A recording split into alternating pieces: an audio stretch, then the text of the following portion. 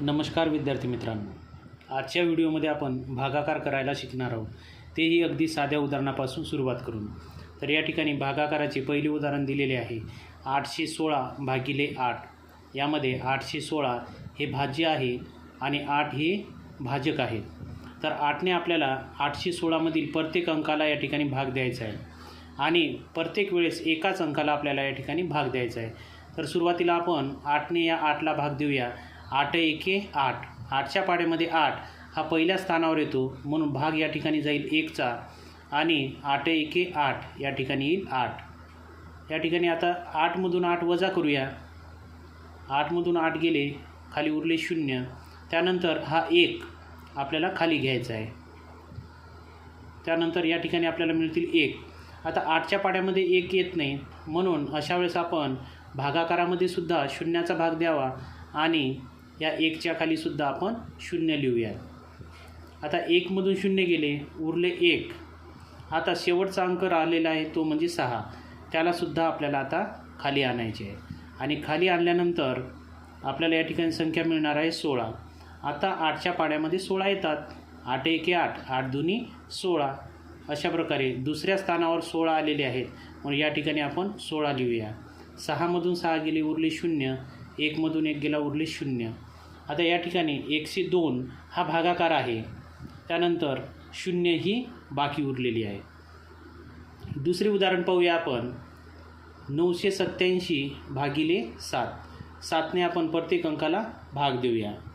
आता 7च्या पाड्यामध्ये 9 येत नाहीत, मग 7 एके 7, 7 दुनी 14. 14 जर घेतले तर ते 9पेक्षा मोठे होतात, म्हणजे आपल्याला 9मधून ते वजा नाही करता येणार. म्हणून 7च्या पाड्यामधील 9च्या लगतची संख्या आपल्याला घ्यावी लागेल. मग 7च्या पाड्यातली कोणती 9च्या लगतची संख्या आहे, तर 7 एके 7.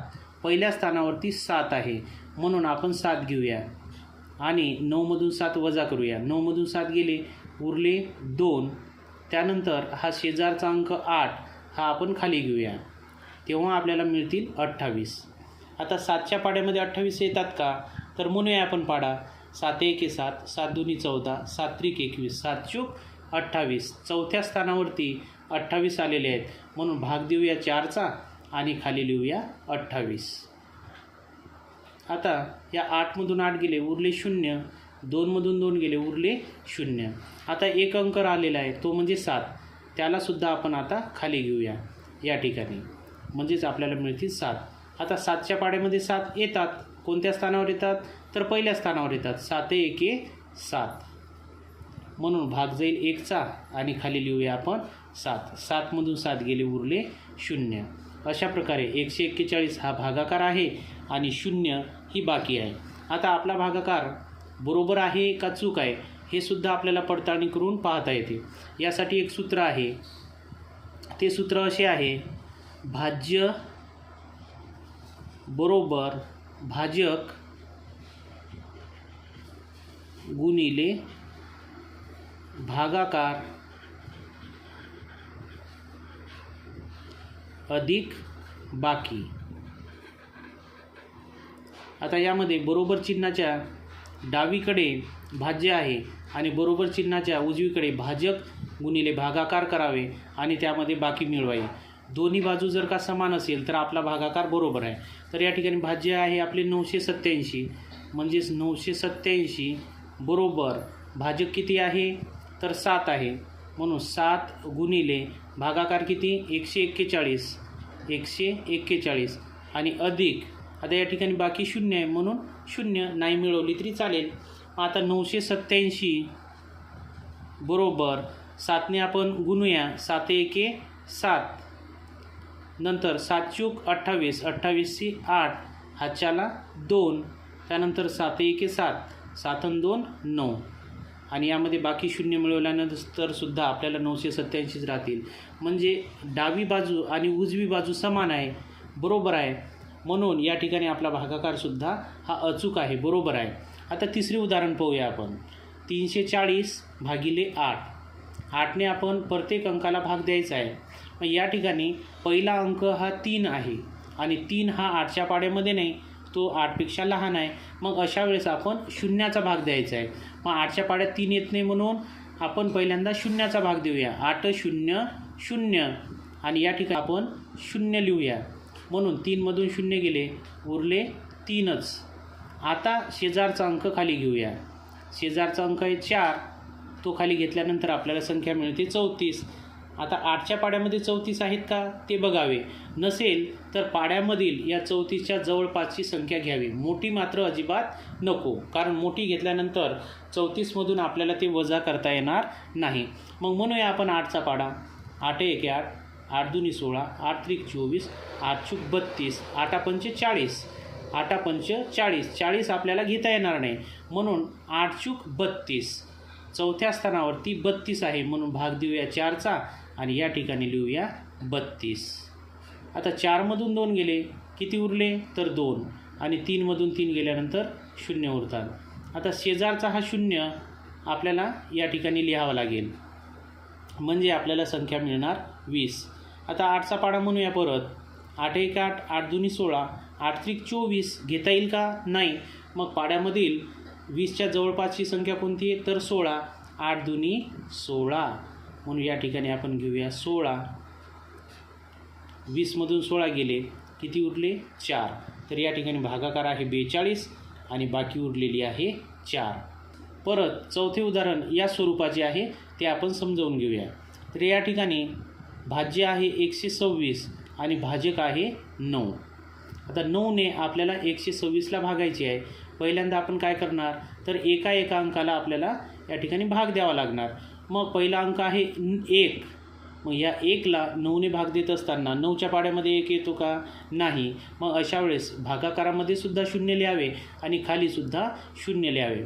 म्हणून 9 0 0 या ठिकाणी सुद्धा 0 येईल. 1मधून 0 गेले, किती उरले तर 1. त्यानंतर शेजारचा अंक खाली घ्यायचा आहे, आपल्याला मिळतील 12. आता 9ने 12ला भाग देऊया. 9 1 9, 9 2 18. 18 हे मोठे होतात, म्हणून पाड्यातील जवळची संख्या कोणती तर 9 आणि कोणत्या स्थानावर येते तर पहिल्याच, म्हणून 9 1 9. या ठिकाणी 9 आलेले आहेत. 12मधून 9 गेले, किती उरले तर 3. आणि आता शेजारचा अंक शेवटचा अंक आहे 6, त्याला आपल्याला खाली घ्यायचे, म्हणजे आपल्याला मिळतील 36. आता 9चा पाडा म्हणूया, त्यामध्ये 36 येतील. बघूयात.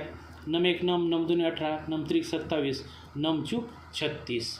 चौथ्या स्थानावरती आपल्याला 36 मिळालेले आहेत, म्हणून भाग लिहूया आपण 4चा आणि खाली लिहूया 36. 36मधून 36 गेले, बाकी किती उरली 0. तर या ठिकाणी 14 हा भागाकार आहे, बाकी 0 आहे. 126 भाज्य आहे आणि 9 हे भाजक आहे. परत अशाच काही उदाहरणांच्या माध्यमातून भागाकार ही संकल्पना आपण अधिक दृढ करूया. आता पुढील उदाहरण आहे 792 भागिले 8.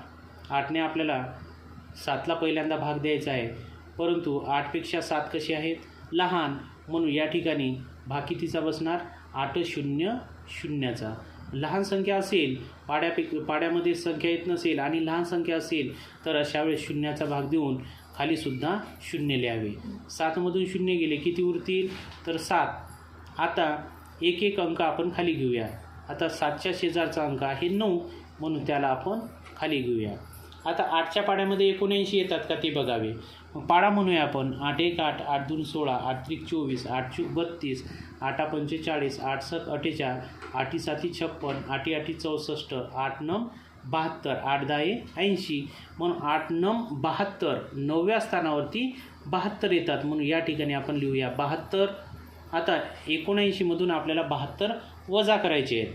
मग त्यासाठी 9मधून 2 गेले, किती उरले तर 7 आणि 7तून 7 गेले, किती उरले 0. आता शेजारचा अंक आलेला आहे 2, तो आपण या ठिकाणी घेऊया, म्हणजे आपल्याला मिळतील 72. आताच आपण पाडा म्हटलेला आहे, त्यामध्ये 72 आले होते. कोणत्या स्थानावरती आले होते तर 8 9 72, 9व्या स्थानावरती आले होते. म्हणून या ठिकाणी सुद्धा आपण 9चा भाग देऊया आणि खाली लिहूया 72. 72मधून 72 गेले, किती उरले 0. परत एकदा समजून घेऊया. याला म्हणतात भागाकार, त्यानंतर ही आहे बाकी, याला म्हणायचं आहे भाज्य आणि याला म्हणूया आपण भाजक. आता 4 अंकीला 1 अंकीने आपण या ठिकाणी भाग देऊया. पुढील उदाहरण आहे 1206 भागिले 6. आता सुरुवातीला आपण 1ला भाग देत असताना 1 हा 6च्या पाड्यामध्ये नाही आहे, लहान आहे, म्हणून कोणता भाग देणार, तर 0चा भाग देऊया. भागाकारामध्ये 0 आणि या ठिकाणी सुद्धा 0 घेऊया आणि 1 मधून 0 गेले किती उरतील, 1. शेजारचा अंक 2 खाली घेऊया म्हणजे मिळतील 12. आता 6च्या पाड्यामध्ये 12 येतात का बघावे. 6 एके 6, 6 दुनी 12. दुसऱ्या स्थानावरती 12 आलेले आहे, म्हणून भाग देऊया आपण 2चा आणि खाली लिहूया 12. 12मधून 12 गेले किती उरले, 0. त्यानंतर हा 0 आपण खाली घेऊया. 0 खाली गेल्यानंतर आपल्याला या 0ला सुद्धा भाग द्यायचा आहे, त्याला असं सोडून द्यायचं नाही आहे. मग 6च्या पाड्यामध्ये 0 येतात का, नाही. मग कोणता भाग द्यायचा, तर 0चा. म्हणून 6 0 0, भागाकारामध्ये 0 आणि या ठिकाणी सुद्धा आपण 0 घेऊया. 0मधून 0 गेले किती उरतील, 0. आता शेवटचा अंक आहे 6, त्याला आपण बाजूला लिहून घेतल्यानंतर आपल्याला मिळतील 6. आता 6च्या पाड्यामध्ये 6 येतात का, हो येतात. कोणत्या स्थानावरती, पहिल्याच. 6 एके 6, म्हणून भागाकारामध्ये 1 लिहूया आणि खाली आपण लिहूया 6. 6मधून 6 गेले किती उरले, 0. अशा प्रकारे 4 अंकी संख्येला सुद्धा आपल्याला सहजरीतीने भाग देता येतो. परत आणखी 3 अंकीला आपण 1 अंकीने भाग देऊन बघूया.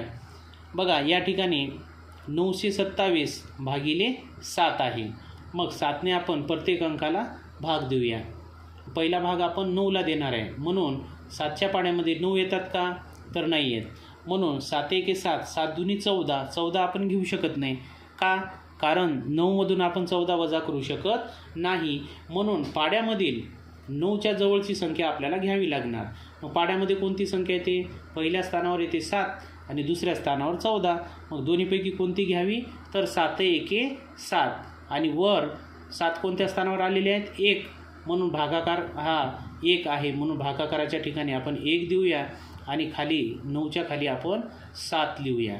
9मधून 7 गेले किती उरले, तर 2. त्यानंतर बाजूचा अंक खाली घेऊया. तो खाली लिहिल्यानंतर आपल्याला 22 ही संख्या मिळालेली आहे. आता 7ने या 22ला भाग देऊया. 7 एके 7, 7 दुनी 14, 7 त्रिक 21, 7 चूक 28 मोठे होतात, म्हणून 7 त्रिक 21. तिसरा भाग या ठिकाणी बसणार आहे आणि आपल्याला तिसऱ्या स्थानावरती 21 ही संख्या मिळते, म्हणून 22मधून 21 वजा करूया. 2मधून 1 गेले किती उरले, 1 आणि 2मधून 2 गेले किती, तर 0. आता शेवटचा अंक आहे 7, त्यालासुद्धा आपल्याला खाली लिहून घ्यायचं आहे आणि खाली लिहिल्यानंतर आपल्याला 17 ही संख्या मिळते. 7च्या पाड्यामध्ये 17 येतात का, पाडा म्हणून बघूया. 7 एके 7, 7 दुनी 14, 7 त्रिक 21. 21 मोठे होतात, म्हणून पाड्यातली लहान संख्या कोणती आहे, तर 7 दुनी 14. दुसऱ्या स्थानावरती 14 आहे, म्हणून आपण 14 घेऊया आणि 7मधून 4 गेले किती उरले, 3. 1मधून 1 गेला, 0. तर अशा प्रकारे 132 हा भागाकार आहे आणि 3 ही काय आहे, बाकी. याला आपण दशांश चिन्ह देऊन पुढं आणखी सोडू शकतो, ते सुद्धा आपण सोडून बघूया.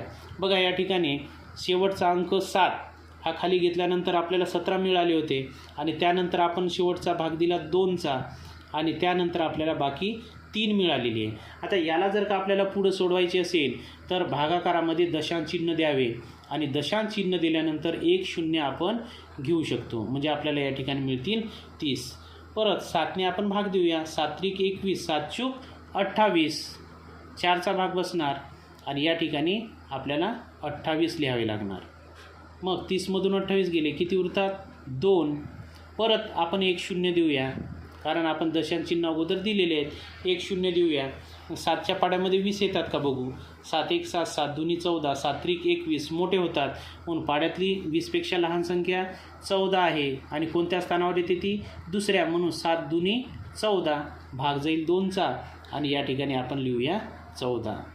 20मधून 14 गेले किती उरले, तर 6. अशा प्रकारे 2 स्थळापर्यंत आपण भाग देऊ शकतो. पुढंसुद्धा आपण देऊ शकतो, परंतु खूप लांबपर्यंत न जाता 2 स्थळापर्यंत भागाकार द्यावा आणि त्यानंतर थांबावे. अशा प्रकारे आपण अगदी साध्या उदाहरणापासून भागाकार कसा करावा हे पाहिलेले आहेत. व्हिडिओ आवडल्यास लाईक करा, शेअर करा आणि चॅनलवर नवीन असल्यास सबस्क्राईब करा. धन्यवाद.